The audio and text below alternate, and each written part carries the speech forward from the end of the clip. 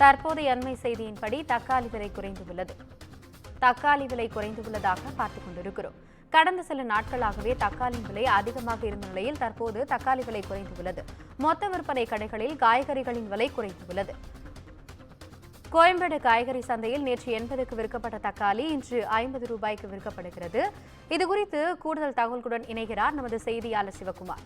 வணக்கம் சிவகுமார், உங்களுடைய கூடுதல் விவரங்களை சொல்லுங்க. வணக்கம்.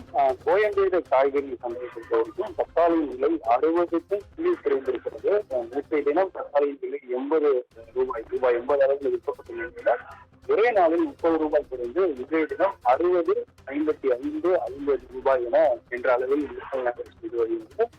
அதாவது கடந்த சில வாரங்களாக தமிழ்நாடு முழுவதும் தொடர் கனமழை பெய்து வந்ததன் காரணமாக பல்வேறு மாவட்டங்களிலிருந்து கோயம்பேடு சந்தைக்கு வரக்கூடிய தக்காளியின் வரத்தானது குறைந்து காணப்பட்டது.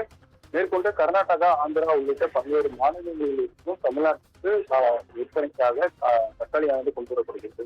அந்த வகையில தொடர் கனமழை காரணமாக கடந்த சில வாரங்களாக தக்காளியின் வர குறைந்த நிலையில தக்காளியின் விலை ஏற்றமாக காணப்பட்டது. ரூபாய் 50 கிட்டத்தட்ட ஒரு 2-3 நாட்கள்ல 100 ரூபாயில் இருக்கக்கூடிய அளவுல தக்காளியானது விற்பனையாக இருந்த நிலையில இன்றைய தினம் ரூபாய் 60க்கும் கீழ் குறைந்திருக்கிறது. இதே போன்று வெங்காயத்தை பொறுத்த வரைக்கும் நேற்றைய தினம் 60 ரூபாய்க்கு விற்கப்பட்ட வெங்காயம் 40 ரூபாய்க்கு குறைந்திருக்கிறது.